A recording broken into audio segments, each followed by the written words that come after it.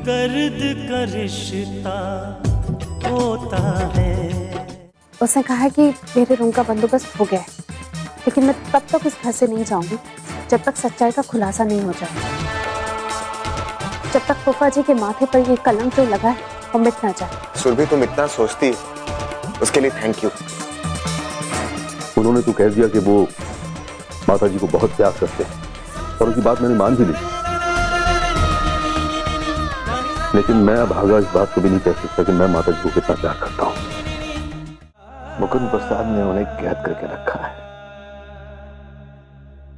और हमारी मजबूरी तो देखो कि हम कुछ कर नहीं सकते। कितनी अजीब बात है ना कि हमारी वहां को कैद करने वाला हमारे सामने खड़ा है और हम उसका कुछ नहीं बिगाड़ सकते। हमारे सामने खड़ा होकर वो हमें धमकियां देता है, लेकिन हम इतने मजबूर हैं कि हम कुछ नहीं कर सकते और इतने मजबूर हैं कि पुलिस के पास भी नहीं जा सकते। लेकिन माँ जी को तलाश करने के लिए कुछ ना कुछ करना ही पड़ेगा ना, कुछ तो सोचना पड़ेगा। बस अब माँ जी को जितना दुख उठाना था उठा लिया, अब और नहीं। आप किसी तरह माँ जी को ढूंढ कर लाइए।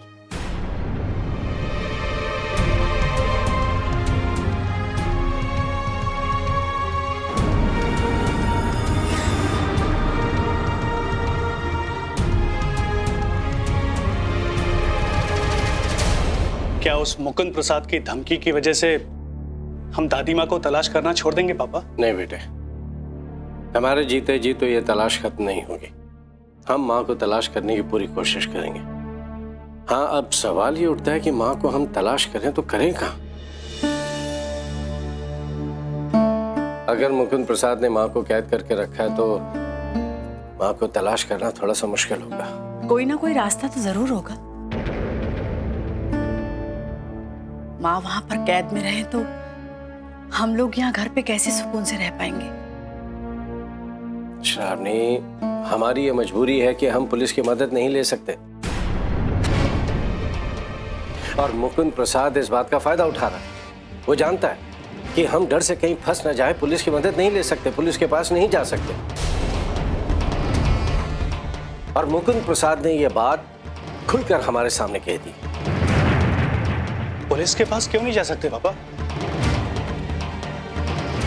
हम पुलिस से ये भी तो कह सकते हैं कि हमें गलतफहमी हो गई थी कि वो। नहीं बेटे वैभव, तुम बात समझने की कोशिश नहीं कर रहे। हम किसी की गलतफहमी साबित नहीं कर सकते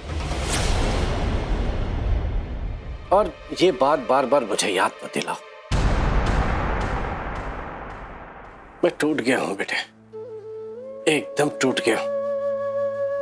ऐसा लगता है कि मैं किस किस का मुजरिम हूं मुझे नहीं मालूम, लेकिन हाँ, अपनी अंतरात्मा का मुजरिम मैं जरूर बन गया।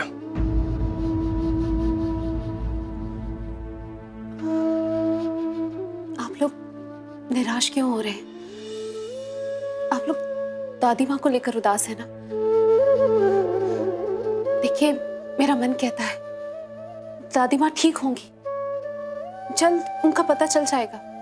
ये सिर्फ तसल्ली देने की बात है सुरभि। उस जमीन की लालच में हम अंदाजा भी नहीं लगा सकते कि वो मुकुंद प्रसाद दादी माँ के बारे में क्या सोच रहा होगा। काश कि हमारे पास कोई ऐसा रास्ता होता कि हम मुकुंद प्रसाद से माँ जी का पता लगा सकते।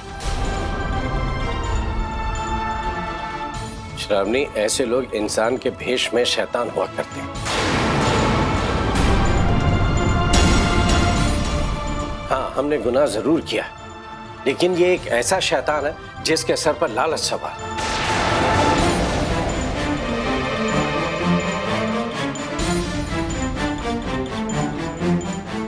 अब देखो ना, 40 एकड़ जमीन भी हड़प कर लिया, लेकिन मां को छोड़ने के लिए तैयार नहीं।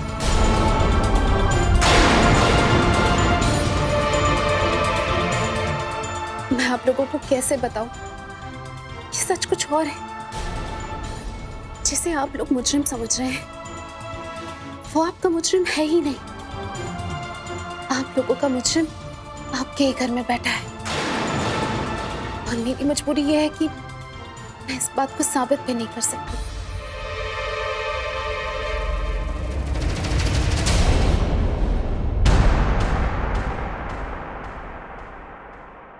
तुम क्या सोच रही हो सुरभि?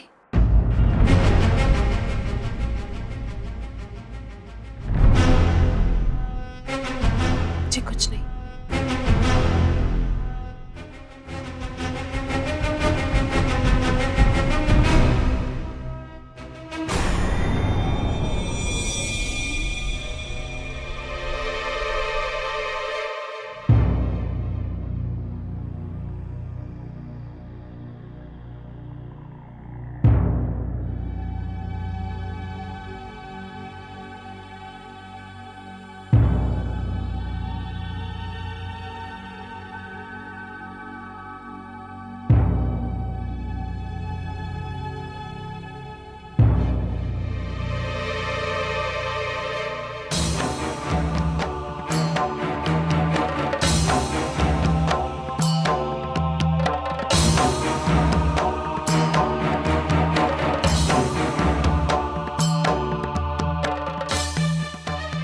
काश कि हमारे पास कोई ऐसा रास्ता होता कि हम मुकुंद प्रसाद से माँ जी का पता लगा सकते। श्रावणी, ऐसे लोग इंसान के भेष में शैतान हुआ करते हैं।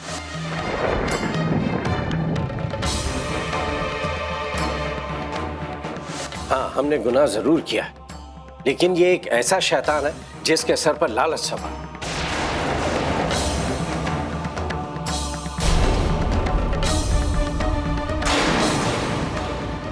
अब देखो ना, 40 एकड़ जमीन भी हड़प कर दिया, लेकिन मां को छोड़ने के लिए तैयार नहीं।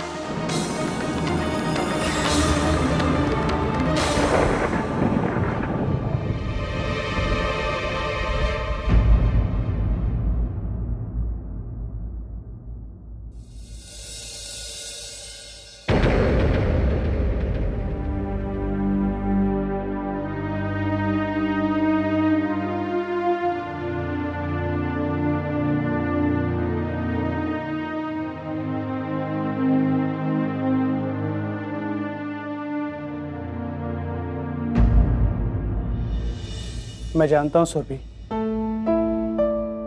कि तुम इस घर की परेशानियों से तुम भी बहुत दुखी हो, लेकिन मैं आज तुमसे एक बात कहना चाहता हूं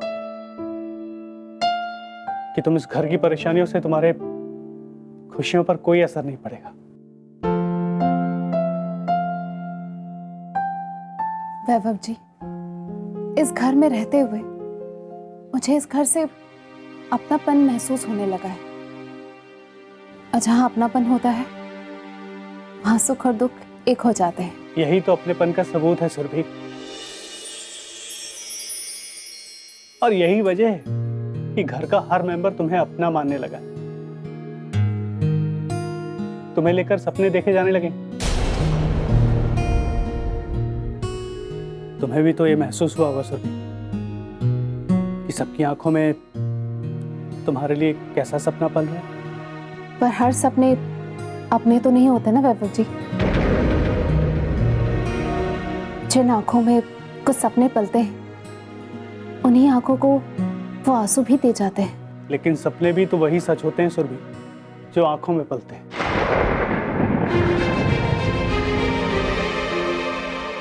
तुम्हारे लिए सबकी आंखों में सपने हैं, और एक सपना मेरी आंखों में भी है।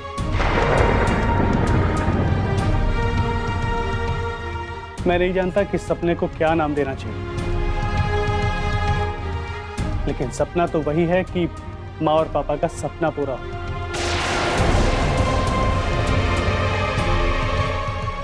तुम इस घर की बहू बनो।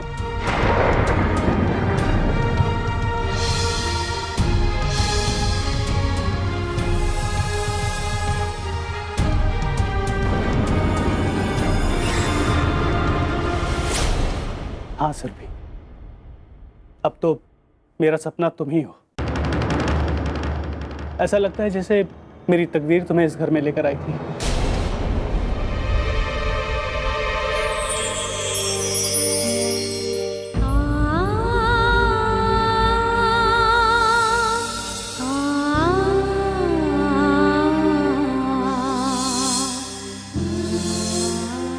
Surabhi, I love you.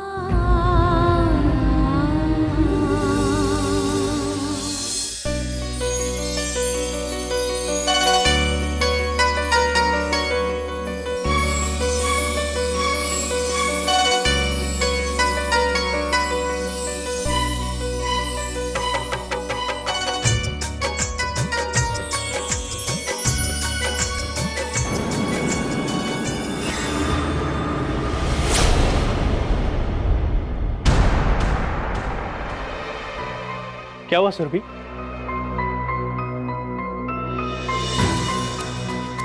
मुझे ऐसे सपने मत दिखाइए वैभव जी। मैं ये बात अच्छी तरह से जानती हूँ कि इतने बड़े घराने की बहू बनने लायक नहीं हूं मैं। तुम्हें नहीं मालूम सुरभि कि तुम क्या हो, लेकिन खुशी मुझे इस बात की है कि तुम्हें माँ पापा सबने माना है, सबने समझा है। तभी तो सबको लगता है कि तुम में ही वो बात है जो इस घर की बहू में होना चाहिए।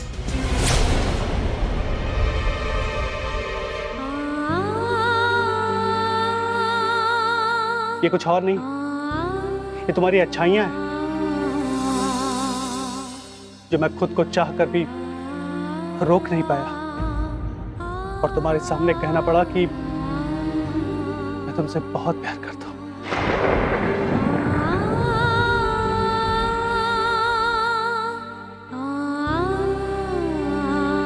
प्लीज वैभव जी, मैं आपकी फीलिंग्स की बहुत कदर करती हूँ। मैं ये भी जानती हूँ कि इस घर के लोग बहुत अच्छे हैं, बहुत मानते हैं मुझे, लेकिन प्लीज आप मुझे ये सपना मत दिखाइए। सुरभि, सपना तो वो होता है जो छुप छुप कर देखते हैं, और ये तो एक सच्चाई है जो तुम्हारे सामने है कि घर वालों ने तुम्हें बहू बनाने की पहल शुरू कर दी।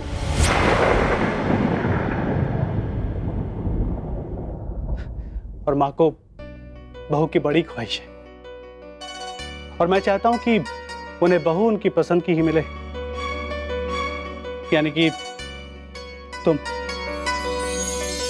हाँ सुरभि, मैं तुमसे सच में बहुत प्यार करता हूँ, बहुत प्यार करता हूँ।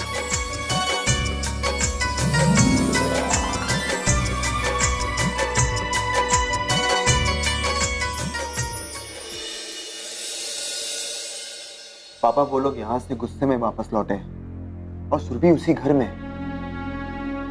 मैं भी सुरभि के बारे में सोच के परेशान हूँ कि आखिर ये बात कब तक छुपी रहेगी कि आप उसकी फूफा और मैं उसकी बुआ। तुम ठीक कहते हो भावना। पूर्णिमा ये बात जान चुकी है कि चंदन मेरा बेटा है, और इसका मतलब ये है कि वो सुरभि के बारे में भी सब कुछ जान गई है। लेकिन पापा, पूर्णिमा शायद सुरभि के बारे में घर में किसी को बता नहीं पाई, इसीलिए तो अब तक ये बात छुपी हुई है। मेरा तो सुरभि का उस घर में रहना ही अच्छा नहीं लगता, लेकिन वो है कि आना ही नहीं चाहती। वो उस आदमी के बारे में पता लगाना चाहती है कि वो कौन है। सुरभि ने उस शख्स का नाम तो बताया था, कोई बांकेलाल नाम का शख्स है जो उसी घर में रहता है,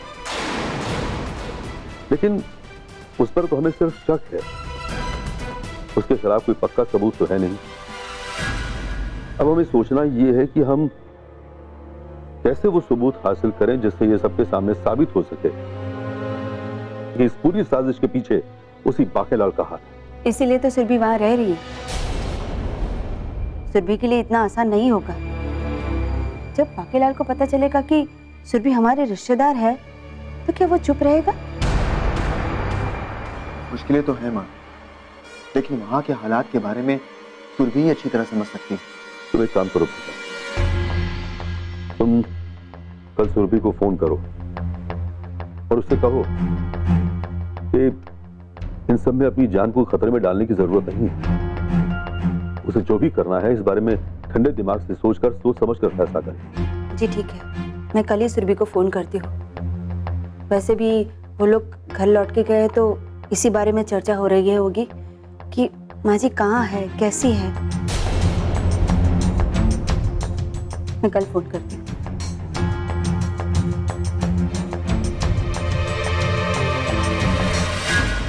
जो जहाँ भी है हमसे तो अच्छा ही होगा। क्या करूं, मन के विचार तो नहीं थमते ना, वो तो आते ही रहते हैं। दर्द का रिश्ता होता है।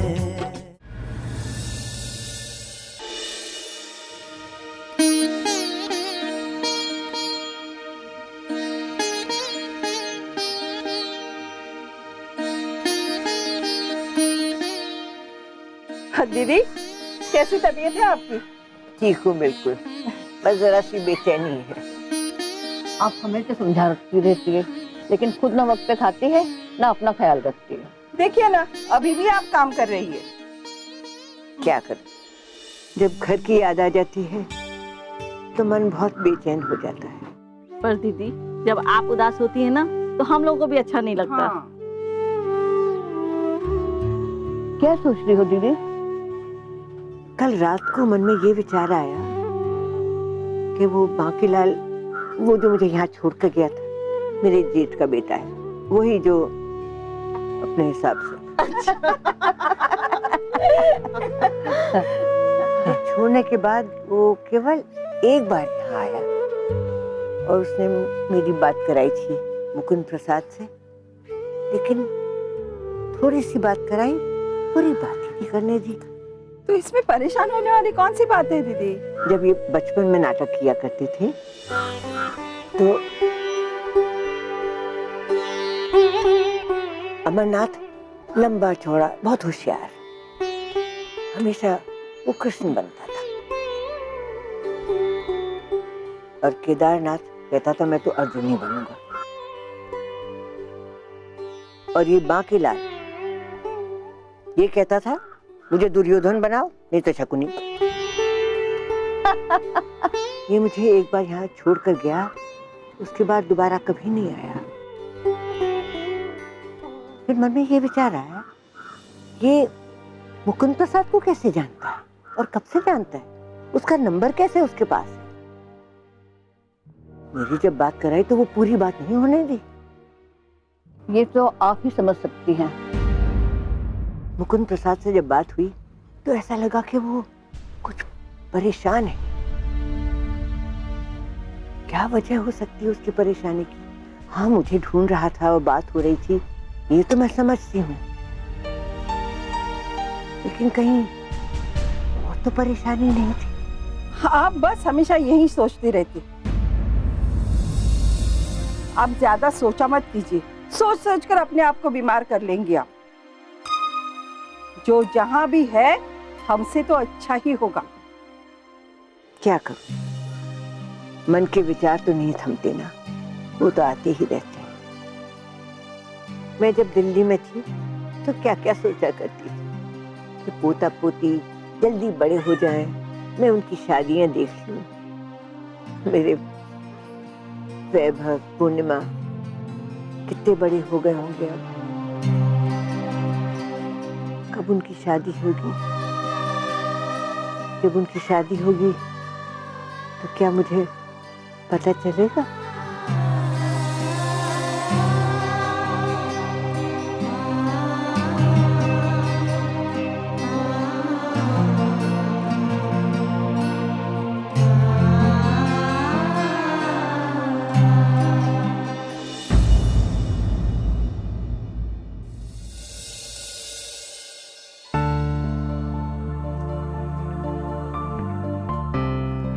सुरभि जी, चाची जी क्या कर रही हो? जी मैं सबके लिए नाश्ता बना रही हूँ। अरे तुम इतना क्यों परेशान हो रही हो? तुमने क्या घर की सारी जिम्मेदारी ले रखी है? अरे नाश्ते में थोड़ी देर हो जाएगी, क्या आसमान टूट पड़ेगा? अरे नहीं नहीं चाची जी, ऐसी कोई बात नहीं है। दरअसल मुझे कॉलेज निकलना था, मैंने सोचा मैं फटाफट सबके लिए नाश्ता बना देती हूँ। क्या तुम्हें कॉलेज जाना है और तुम यहाँ किचन में लगी हो? चलो जाओ जाओ जाओ, तैयार हो जाओ, मैं कर लूंगी, जाओ। अरे नहीं नहीं चाची जी, बस हो गया, मैं कर लेती हूँ। सुरभि, मेरे समझ में नहीं आता कि तुम हमारी आदत सुधार रही हो या बिगाड़ रही हो। अरे माना कि खुशबू और पूर्णिमा यहाँ नहीं है, लेकिन हम सब है ना, हम ये कभी नहीं चाहेंगे कि तुम अपनी पढ़ाई का नुकसान करो और यहाँ किचन में लगी रहो, ठीक है? जाओ अब तुम जाओ, तैयार हो। और हाँ, तुम्हें अगर पैसों की जरूरत हो ना तो मुझसे मांग लेना। मेरी खुशबू भी हमेशा जिद करके मुझसे पैसे लिया करती थी, इसलिए मैं चाहती हूँ कि तुम भी मुझसे पैसे ले लिया करो जिद से। हाँ, और हाँ, तुम अगर हमें अपना समझती हो ना, तो किसी भी चीज के लिए कोई संकोच मत करना, ठीक है? जाओ। चाची जी, थैंक यू।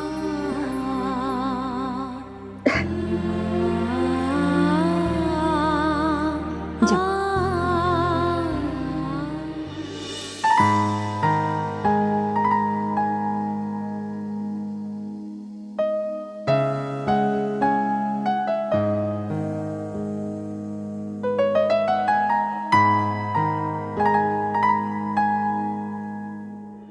मैं तो सिर्फ ये सोचा था कि ऐसा कौन सा तरीका हो सकता है जिससे मुकुंद प्रसाद को मजबूर किया जाए। दर्द का रिश्ता होता है। कितने मजबूर होकर रह गए हैं भाई साहब, चाह कर भी कुछ नहीं कर सकते। ना पुलिस के पास जा सकते हैं और ना ही पुलिस की मदद ले सकते हैं। और मैं तो कहता हूं कि जाना भी नहीं चाहिए। कल तक की बात अलग थी, तुम लोगों के दिलों में बुराइयां थी, लेकिन अब तो एक दूसरे के गले मिल चुके हो। अब तो एक दूसरे का ख्याल भी रखना पड़ेगा। और तुम ये भी तो नहीं चाहोगे कि भाई साहब के हाथों में हथकड़ियां लगे हैं। ये आप क्या कह रहे भाई साहब? बड़े भाई साहब के हाथों में हथकड़ी क्यों लगेगी? भाई, मामला अगर पुलिस में जाएगा तो हथकड़ी तो लगेगी।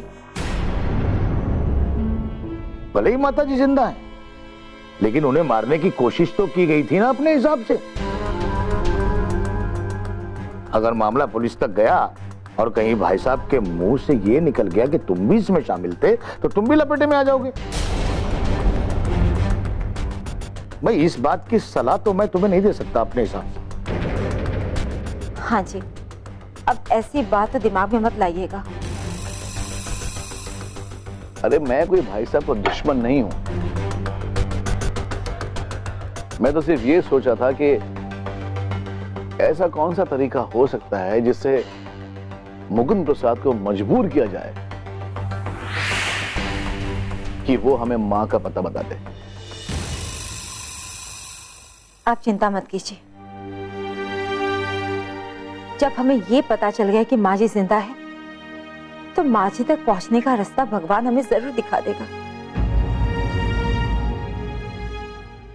हवा में महल बनाते रहो तुम लोग, कोई भी उस बुढ़िया तक नहीं पहुंच पाएगा। तुम लोग चाह कर भी उसे नहीं ढूंढ पाओगे अपने हिसाब से। ये लड़की नहीं है, हमारी बेटी है। और बहुत जल्द इस घर की बहू होने वाली।